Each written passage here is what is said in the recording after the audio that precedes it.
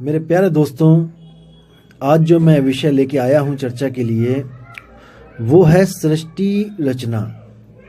ये सृष्टि रचना कैसे हुई है, कैसे ये दुनिया बनी है और इसको बनाने वाला कौन है, आज इस पे विचार करेंगे। जैसे कि आपको पता है कि कई तरह के यहाँ पर जो संत आए हैं भारत में और अलग अलग प्रांतों में, विदेशों में, सबने जो सृष्टि रचना का विस्तार किया है, बताया है जो उन्होंने, वो लगभग सेम ही है। यानी कि एक शक्ति है निराकार, जिसका कोई आकार नहीं है, वही निराकार यानी शून्य कह लो उसको, वही शून्य से ये सारी सृष्टि बनती है। उसी को ब्रह्म कह लो, एक ही बात है। वही निराकार, वही ब्रह्म, वही शून्य, वही मन, चारों नाम अलग अलग हैं लेकिन वस्तु एक ही है। उसी से ये सृष्टि बनती है, उसी से ही बाकी तत्व बनते हैं, उसी से ही हर शरीर बनता है और आपको ये जड़वत जो शरीर, जो जगत है, वो दिखाई देता है उसी एक से। जैसे मैदे से ही समोसे भी बनते हैं, मटरी भी बनती है और भी कई पकवान बनते हैं, लेकिन वो मैदा एक ही होता है। उसके कण कण मिलकर अलग अलग शेप ले लेते हैं और हम हर चीज का अलग नाम रख देते हैं, लेकिन असल में वो मैदा ही होता है। और मैदा हर चीज में भरपूर होता है। जो भी चीज मैदे से बनी है उसमें मैदा कण कण में होता है। ऐसी कोई जगह नहीं जहां पर मैदा ना हो, जो चीज मैदे से बनी है। इसी तरह जो ब्रह्म है वो ऐसी कोई जगह नहीं है जहां पे ब्रह्म नहीं है। जो निराकार आकाश सुशून्य है, जो ऐसी कोई जगह नहीं है जहां पर वो नहीं है, क्योंकि जब चीज बनी ही उससे है तो वो हर जगह विद्यमान है। उसी निराकार को संतों ने परमात्मा बोल दिया है। इसी गलती को आज हम सुधारेंगे कि परमात्मा निराकार है या साकार है या दोनों से परे है। इन्हीं चीजों को आज हम क्लियर करेंगे। तो दोस्तों, सबसे पहले मैं ये बता दूं कि इस पूरे ब्रह्मांड में 4 तरह के गुरु होते हैं जो सृष्टि रचना पे अपना प्रकाश डालते हैं। सबसे पहले कौन होते हैं? जो शरीर को परमात्मा मानते हैं, जैसे राम जी का शरीर, कृष्ण जी का शरीर, भोले शंकर का शरीर या किसी और का शरीर। और जो ऐसे गुरु हैं वो आपको भी शरीर घोषित कर देते हैं। जैसे वो आपको कहेंगे कि आप एक आदमी हो और औरत को कहेंगे कि आप एक औरत हो, और वो उसको आदमी औरत ही कह के पुकारेंगे और समझाएंगे कि तुम ही शरीर हो। कहने का मतलब कि उनको ये नहीं ज्ञान होगा कि तुम्हारा स्वरूप इस इंसानी चोले के अलावा भी कुछ और है। यानी कि वो खुद भी अपने आप को एक शरीर समझेंगे और अपने जन्मदाता को भी, जो भगवान जिसने हमें पैदा किया है, उसको भी एक शरीर समझेंगे। तो ये सबसे लो लेवल का ज्ञान होता है। जो सबसे लो लेवल के जो गुरु होते हैं, जो बस कहने को चोले पहन के गुरु बन के बैठ गए और कथाएं सुनाने लग गए, जिनको अध्यात्म से कोई लेना देना नहीं होता है। इसके बाद जो दूसरे नंबर पे गुरु आते हैं वो होते हैं वो लोग जो निराकार को परमात्मा मानते हैं और सारी सृष्टि निराकार से उत्पन्न होती है, ऐसा बताते हैं। उसमें भी 2 कैटेगरीज हैं। पहली कैटेगरी वो है जो आपको ये बोलते हैं कि शून्य से चेतनता प्रकट हुई और फिर कुछ चेतनाओं ने मिलके एक तंत्र बनाया और उस तंत्र से ही इंसान का एक शरीर बना और वो पहला शरीर आप हो और हम हैं। ऐसा बोलने वाले ये सिद्ध करते हैं कि सब कुछ शून्य से ही पैदा हुआ है, लेकिन वो लोग ये सिद्ध नहीं कर पाते कि शून्य कैसे प्रकट हो गया, कि आत्मा से शून्य कैसे प्रकट हो गया। तो वो लोग यहाँ पर बात को गोलमोल करने के लिए कह देते हैं कि ये तो अटल विधान है, ये तो आत्मा का सनातन विधान है, या फिर ऐसा कोई बड़ा सा डायलॉग मार के आपको, क्योंकि उनके पास जवाब नहीं होता इस बात का, तो वो इसको एक अटल नियम करके बात कर देते हैं कि ये तो प्रकृति का नियम है। दोस्तों, अगर ये अटल नियम है तो याद रखना कि ये अटल नियम दोबारा भी लागू होगा, क्योंकि जो अटल स्वयं अटल नियम है वो हमेशा ही लागू होगा। ऐसा हो नहीं सकता कि वो लागू ना हो, क्योंकि वो तो नियम ही है, नियम तो लागू होते ही हैं। तो इसमें मुक्ति नहीं मिल सकती आपको। और इसी कैटेगरी में जो दूसरे संत हैं वो क्या कहते हैं, वो कहते हैं कि परमात्मा निराकार है और उसी से सारा ब्रह्मांड पैदा होता है, और आप और हम क्या हैं, जीव। वो जीव की संज्ञा देते हैं। वो ये नहीं कहते कि आप शरीर हो या आप मन हो, वो कहते हैं कि आप जीव हो जो निराकार परमात्मा ने जो शरीर बनाए हैं उस शरीरों में आप रहते हो। ऐसे गुरु मिलेंगे आपको कैटेगरी 2 में। जो तीसरे नंबर के गुरु होते हैं इन दोनों के अलावा, वो कौन होते हैं, वो ये कहते हैं कि ये जो जीव है, जो ये भी अविनाशी है, ये भी अनादि है, और जो ये दुनिया है ये भी अनादि है। ना तो जीव को किसी ने बनाया और ना ही दुनिया को किसी ने बनाया, ये दोनों ही शुरू से थे। ऐसे लोग आपको मिलेंगे कबीर पंथ में मिल जाएंगे, स्पेशली पारक सिद्धांत वाले। वो लोग ये नहीं मानते कि इन शरीरों को किसी ने बनाया है, इस धरती आसमान को किसी ने बनाया है। वो कहते हैं ये अनादि है, ये शुरू से ही था। तो तीसरे टाइप के ये संत होते हैं। जो चौथे टाइप के संत होते हैं उनको ये पता होता है कि आत्मा से ब्रह्म कैसे पैदा हो गया और कहाँ पे गलती हुई है, ब्रह्म से सृष्टि कैसे बनी है। उनको हर चीज़ पता होती है और वो हर गतिविधियों को जानते हैं कि कहाँ पर गलती हुई है, कहाँ पे ये सृष्टि बनी है। ये जो इस प्रकार के जो संत होते हैं वो परम संत होते हैं। उनको गलती का पता होता कि गलती कहाँ हुई है। जो अज्ञानी संत होते हैं वो इस गलती को अटल नियम बना के शो कर देते हैं कि ये तो अटल नियम था कि सृष्टि बने, कि इंसान का चोला बने, कि सूक्ष्म शरीर बने। क्योंकि वो अज्ञानी होते हैं, उनको नहीं पता होता कि असल में भेद क्या है, क्योंकि वो भी हमारी आपकी तरह ही इस दुनिया में आए हैं गर्भ में उल्टा लटक के। तो ये जो भूल की बात मैं बता रहा हूँ, जो अखंड नियम बोल के जो गुमराह कर देते हैं लोगों को, क्योंकि ज्ञान नहीं होता इसलिए। तो इन गलतियों को सुधारने के लिए जो परमपिता परमात्मा आता है उसकी नज़रों से कुछ भी बचा नहीं आज तक। उसको सब पता है कि सृष्टि कैसे पैदा हुई है, गलतियाँ किससे हुई हैं। तो मैं आज उन्हीं परमात्मा की आपको एक वाणी बताऊंगा और उस वाणी में आप देखिएगा कि कैसे स्पष्ट लिखा है कि गलतियां कहाँ कहाँ हुई हैं।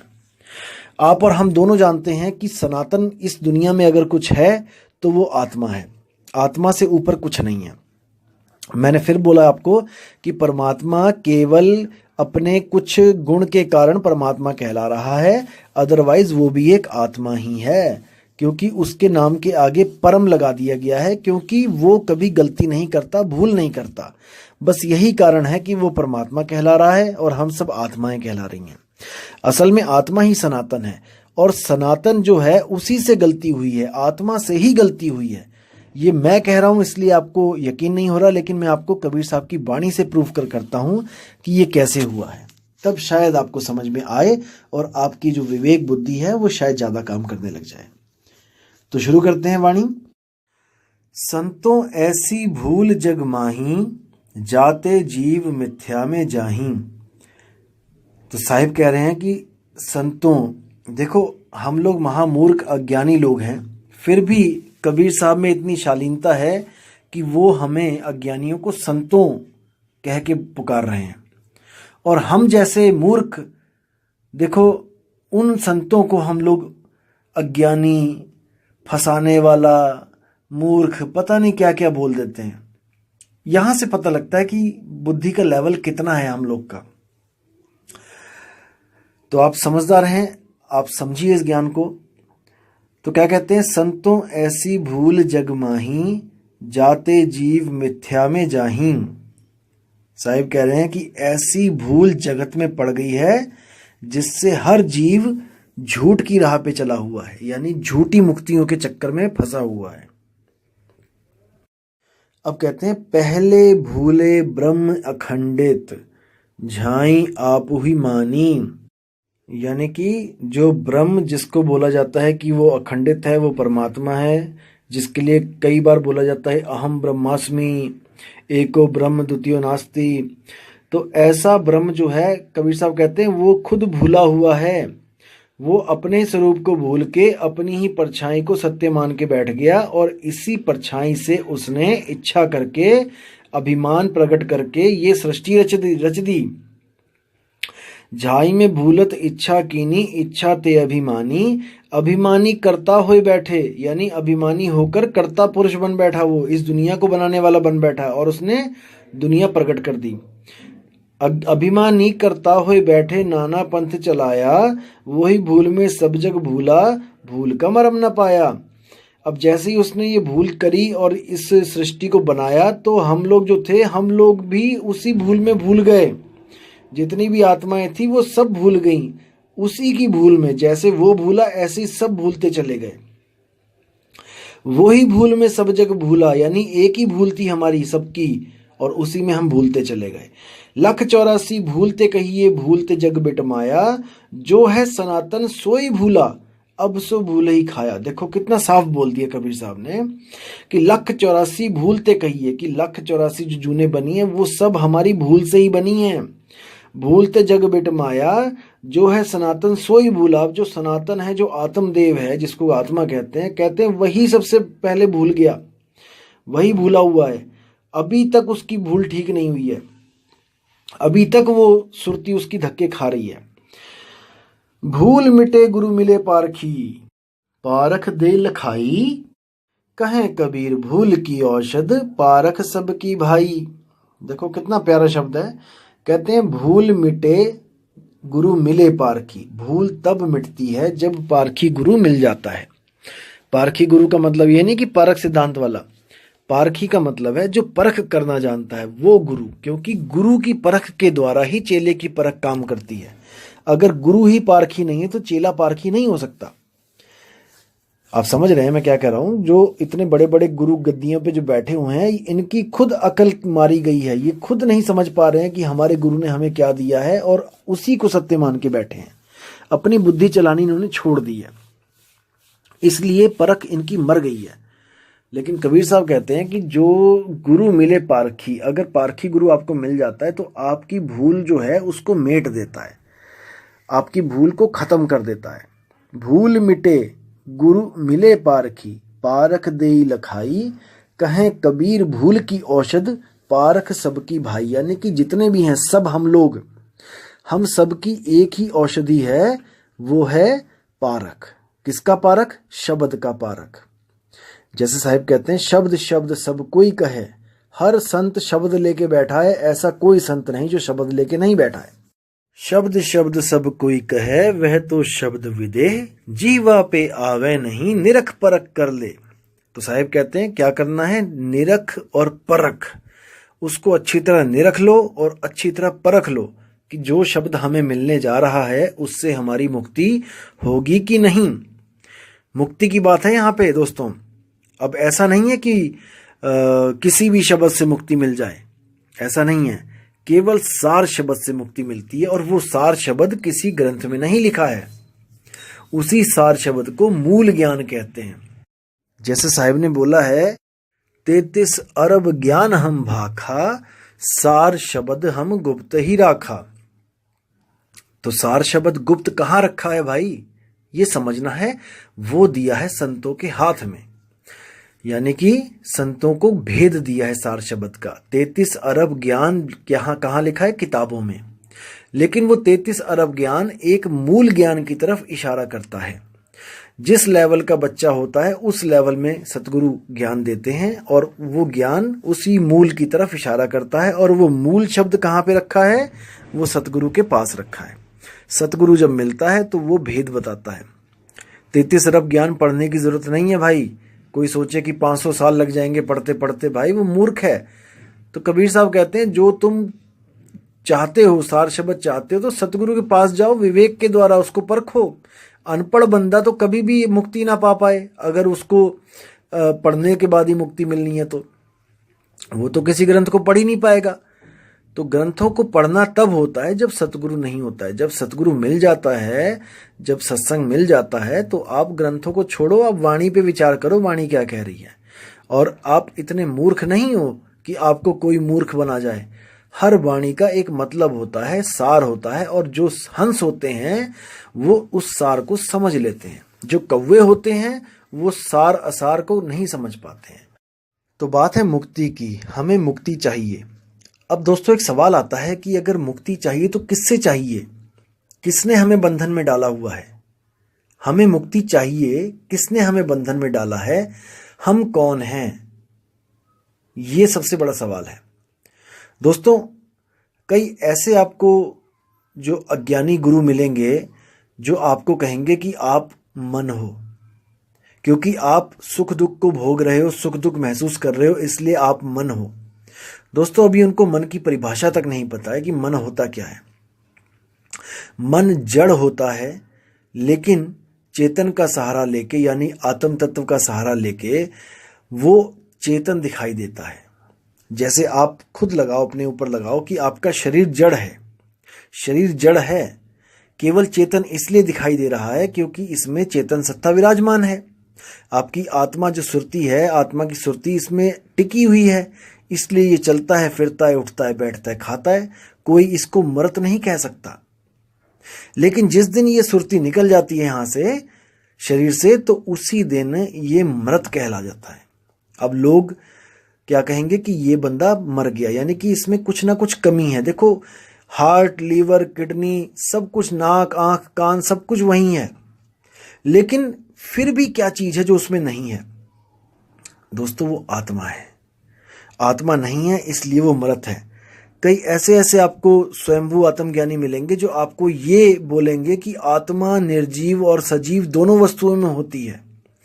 देखो कितनी, मतलब कि कितनी मूर्खतापूर्ण बात है। आपने विचार करना है, मैं निंदा नहीं कर रहा किसी की। अब देखो, सजीव और निर्जीव बोला गया है। अब इस सजीव और निर्जीव का उदाहरण देके आपको कहेंगे कि देखो, सजीव में भी जीव लिखा है और निर्जीव में भी जीव लिखा है, यानी दोनों में आत्मा है। देखो, आप खुद सोचिए, आपने बचपन में पढ़ाई करी होगी, जहां पे सा लग जाता है किसी भी अक्षर के आगे, वहां पर हो जाता है, यानी कि उसके साथ, किसी का साथ। जैसे सबल, यानी कि जो जिसके पास बल है वो है सबल, यानी कि संपूर्ण, यानी कि जो पूर्ण हो चुका है वो है संपूर्ण। सपरिवार, यानी परिवार के साथ आओ, कहते हैं ना, सपरिवार निमंत्रण है। तो जहां पे सा लग जाता है वहां पर होता है कि जोड़, यानी कि कोई चीज जुड़ी हुई है वहां पे। अब ऐसे ही है सजीव, यानी सजीव वो लोग हैं जहां पर जीव रहता है। जैसे मैं हूं, आप हैं, कोई कुत्ता, बिल्ली, बकरा, हाथी, घोड़ा, मछली, चींटी, ये सब सजीव हैं। इसी को इंग्लिश में लिविंग बीइंग्स कहते हैं। और निर्जीव का मतलब क्या होता है दोस्तों? निर्व का मतलब होता है जहां पे नहीं है। जैसे निरअंकुश, यानी कि जिस पर अंकुश ना लगाया गया हो। निर्वस्त्र, यानी जिसने वस्त्र ना पहने हो। निर्गुण, जिसमें कोई गुण ना हो। तो दोस्तों, निर का मतलब होता है जहां पर वो चीज नहीं है। निर्गुण, निर्जीव, यानी कि जहां पर जीव नहीं है। अब इसको समझना है। जैसे मेज, कुर्सी, पत्थर, ये सब निर्जीव हैं, इनमें जीवन नहीं है, इनमें चेतना नहीं है। इनको आप काटोगे, मारोगे, ये चीखेंगे, चिल्लाएंगे नहीं, ये अपना बचाव नहीं करेंगे। लेकिन जहां पर भी कोई जीव है वो अपना बचाव करेगा। अब आप कहोगे कि पेड़ में जीव होता है, लेकिन पेड़ बचाव क्यों नहीं करते? दोस्तों, उनमें जीव है, लेकिन उनकी जो चेतना है वो बहुत सूक्ष्म है। अब जो पिक्चर प्लांट है, अब पिक्चर प्लांट देखिए आप, वो क्या करता है, जैसे ही उसके मुंह में कोई कीड़ा जाता है वो एकदम अपने मुंह को बंद कर लेता है, यानी कि वो जीवित है, वो एक्शन टू रिएक्शन काम कर रहा है। जैसे छुई मुई का पेड़ होता है, आप उसको जैसे ही स्पर्श करेंगे तो वो एकदम मुरझा जाएगी। तो इसका मतलब कि जीव है, लेकिन चेतना उसमें बाकी पौधों के मुकाबले थोड़ी सी ज्यादा है। लेकिन उसी छुई मुई का पेड़ आप उखाड़ दें जमीन में से और पड़ा रहने दें, अब वो वर्क नहीं करेगा, क्योंकि अब उसमें जीव नहीं है। दोस्तों, यही संज्ञा होती है जीव और संजीव और निर्जीव की, सजीव और निर्जीव की।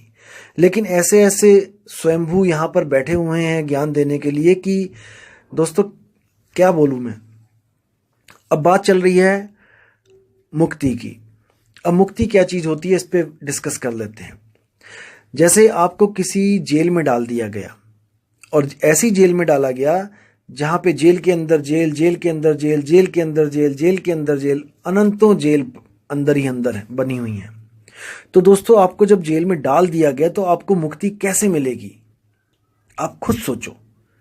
जैसे आप मुक्त अवस्था में अपने घर में बैठे थे, आपको 4 पुलिस वाले वहां से पकड़ के लेके गए और जेल के अंदर आपको डाल दिया। दरवाजे से एंटर किया उन्होंने, कार लेके गए जीप में, आपको दरवाजे से एंटर करवाया अंदर और अंदर आपको जेल में डाल दिया। उसके बाद जेल के अंदर जेल के अंदर जेल, ऐसे हजारों अरबों जेल हैं जो कभी खत्म नहीं होंगी। अब दोस्तों, अगर आपको मुक्ति चाहिए तो आप क्या करोगे, मुझे बताओ। दोस्तों, बिल्कुल सिंपल है। जिस दरवाजे से आप अंदर गए थे उसी दरवाजे से आप बाहर आ जाओ और जहां पर पहले थे वहां पहुंच जाओ, आपकी मुक्ति हो जाएगी। क्योंकि जेल बनने से पहले आप मुक्ति थे। जब जेल बनी है, कैदी तो तभी बने हो ना आप। अब जब जेल नहीं थी, जब मुक्ति थे। तो कई लोग आपको क्या बोलेंगे, ऐसे ऐसे ज्ञान देने वाले हैं कि हंसी भी आती है और दुख भी होता है कि दोस्तों ये कहां पथ भ्रष्ट हो गए हैं, कहां जा रहे हैं ये लोग।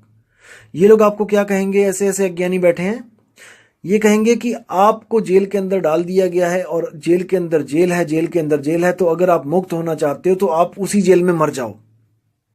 बताओ दोस्तों, मतलब आप अगर मुक्त होना चाहते हो कहीं से, तो यानी कि वहां पे मर जाओ आप, तो मुक्त कैसे हुए? नहीं दोस्तों, ऐसा नहीं है, ये बिल्कुल अज्ञान है। कबीर साहब मुक्ति के बारे में क्या बोलते हैं, आप बीजक की साखी उठा के देखिए। पहली साखी क्या कहती है, जहिया जन्म मुक्ता हता, तहिया हताना कोए, छठी तुम्हारी है जगह, तू कहां चला बिगोए। बिल्कुल साफ क्लियर कर दिया है इसमें कि जहिया जन्म मुक्ता हता, कि जब तुम जन्म मरण से मुक्त थे, तैया हताना कोए, वो अवस्था और कोई अवस्था के बराबर नहीं है, उसके अवस्था के बराबर और कोई अवस्था नहीं है। यानी मुक्त अवस्था से अच्छी कोई अवस्था नहीं है। लेकिन जो सनातन भूला, जो सनातन से पहली भूल हुई, वो यही भूल हुई कि वो आत्म तत्व से भी नीचे गिर गया। सुरती के रूप में, सुरती शब्द से जब अलग हुई, आत्मा से सुरती उसकी अलग हुई, और वो जब जेल में पहुंची, यानी 5 तत्वों ब्रह्म को निर्माण करते करते, आगे 5 तत्वों का निर्माण करते करते जब नीचे पहुंची, 5 तत्व में पहुंची, तब बंधन में पड़ गई। ये वापस अपने उस मूल को नहीं प्राप्त कर पाई। अरबों खरबों जन्म हो गए। इसलिए परमपिता परमात्मा को एक गुरु रूप धारण करके, एक पुरुष का रूप धारण करके हमें समझाने के लिए आना पड़ा।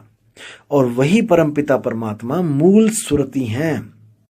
मूल सुरति का मतलब होता है वो शब्द जो अपने ज्ञान में रह के सुरति के द्वारा हमें समझाने आता है, अपने ज्ञान में रह के। दोस्तों, कहने का मतलब है कि वो किसी गर्भ जून से नहीं आता उल्टा लटक के, क्योंकि गर्भ जून ही अज्ञान है। तो दोस्तों, अब आपसे मैं विदा चाहूँगा और बहुत ही जल्दी एक नई ऑडियो के साथ आऊँगा, जिसमें मैं आपको 4 राम के बारे में बताऊँगा कि वो 4 राम क्या है। तो आप लोगों का दिन मंगलमय हो, यही चाहूँगा मैं परमपिता परमात्मा से। तब तक के लिए मुझे आज्ञा दें। जय गुरुबंदी छोड़ कबीर साहिब, जय गुरुबंदी छोड़ मदन साहिब, जय जय गुरुबंदी छोड़ वैराग साहिब जी की सदा ही जय। मेरे प्यारे दोस्त।